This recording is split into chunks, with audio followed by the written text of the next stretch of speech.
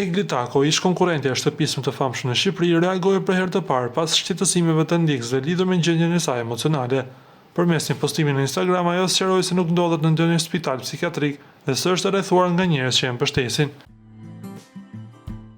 Ndihem e trishtuar dhe e ngarkuar emocionalisht, por nuk ndodhem në asnjë spital psikiatrik apo diçka të ngjashme. Kam njerëz pranë që po investojnë gjithçka kanë, që unë ta rremar veten. Shkuan Egli duke falendëruar ndjekësit për mbështetjen e tyre. Në reagimin e saj, ajo flet për ndjesitë që ka përjetuar dhe për raportin e saj me lojën brenda shtëpisë. Egli shprehet se ka pasur të vështirë të distancohet emocionalisht, por po punon për ta menaxhuar më mirë situatën. Ajo gjithashtu i është referuar deklaratave të qesit, duke theksuar se disa sjellje i kanë kujtuar eksperiencët të së kaluarës. Uroj që ky reagimi imi, i kërkuar aq shumë prej jush, t'ju ketë gjetur mirë, ju dhe të gjithë familjarët tuaj.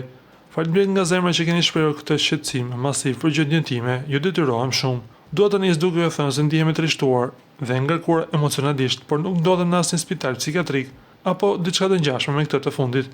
Kjo çfarë po ndaj me ju sot është një ndjesi nga shpirti e fjalë që vazhdimisht i kam shprehur dhe brenda shtëpisë, por ndoshta duke mos i bërtitur fort. Nuk kam mundur të dëgjoj mjaftueshëm.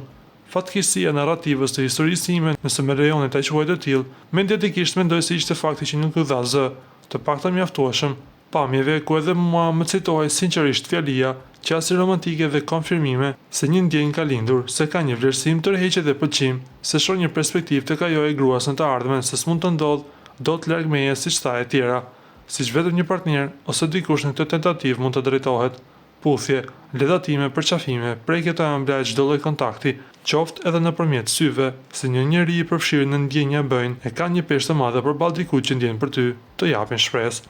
Nuk mendoj se ka vlerë të flas për sekuencat ku sa herë unë distancohesha dhe mbaja qëndrim, rente pas meje duke më thënë se qëndron dot larg meje, duke bërë të pamundur të qëndroja gjatë stoike, pasiguria, amplifikimi dhe ndihmat më bënin të thyesha para tij dhe ta përqafoja, duke justifikuar me faktin se shumë veprime i bënte për të mbajtur aktive lojën e tij, dhe këtë sot e kuptoj më qartë. Unë nuk mund t'i mohoj dhe t'i lexoj ndjenjat për veprimet e i kam lexuar si të tilla, pra të sinqerta. Për këtë arsye zgjodha të qëndroja vërtet në ndjenjat e mia, t'i lejoja të më ndikonin aq sa dha vet, ai nuk kërkonte ta bëja. U përpoqja shumë të kuptoja lojën e tij strategjike me pjesën tjetër të shtëpisë, qoftë edhe kur ajo logjikonte respektin ndaj vetes time.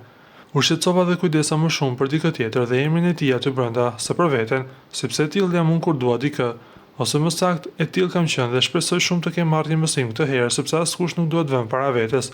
Në fund lëndohesh ti dhe vetëm ti.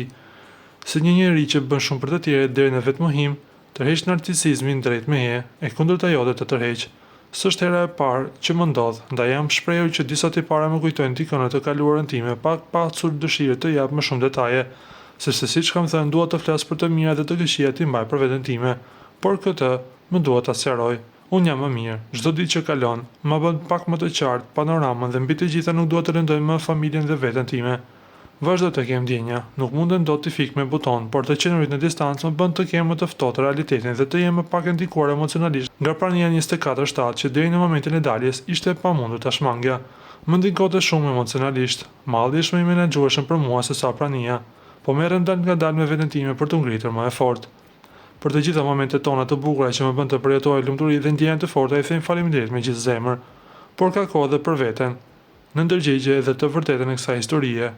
Dhe ka zgjedhur të deklarohet se asnjëherë s'do mundeshim të kishim një relacion romantik. Mendoj se nuk kam arsye të takoj jashtë shtëpisë, të paktën për një diskutim të këtij lloji. Unë isha bërë tepër në optikën e tij dhe po më thuaj shpesh fraza: "Unë, ti në këtë shtëpi." Po më bën të pamundur të qëndroj këtu, po më prish lojën për të cilën kam sakrifikuar dhe të tjera. Për një njeri që shkatëron lojën dhe veten për të mbrojtur e të luftuar për lojën e dikujt tjetër, është dëshpëruese të dëgjosh këtë fjalë. Nuk e përballoj dot më as të akuz. Dhe shumë veprime të tjera kontradiktore, ndaj dhe arritëm në pikën ku rrugtimi im të ndërpritet. Uroj me gjithë zemrën që tani që nuk jam, të mundet të bëj lojën e tij pa u prishur, sepse nuk dua të jem kurrë pengesë. Nëse dinamika do të jetë e tillë, patjetër që do vazhdoj të jem koherente me deklaratën time se ai meriton të fitojë këtë edicion, si lojtari më i larmishëm dhe me qëllim të qartë brenda asaj shtëpie, por edhe si njeriu që pati aftësinë të fitojë zemrën dhe ndjenjat e mia me një intensitet të thellë, të qeshura dhe të qara. Më bëri të harroja që isha pjesë e një loje të shtëpisë ku përshtatosha me vërtetësi e ta doja atë vend. Kemi ndar pjatën dhe shtratin së bashku dhe nga ana ime nuk do përçmohet asnjëherë. Zgjedh të mbaj mend për mirë, e të lë kohën dhe Zotin të ndaj halallin dhe haramin, Faleminderit nga shpirti për gjithë dashurinë dhe vlerësimin tuaj. E juaja, Egli. Ju lutem klikoni tek butoni subscribe për të marrë të rejat më të fundit nga showbizi shqiptar.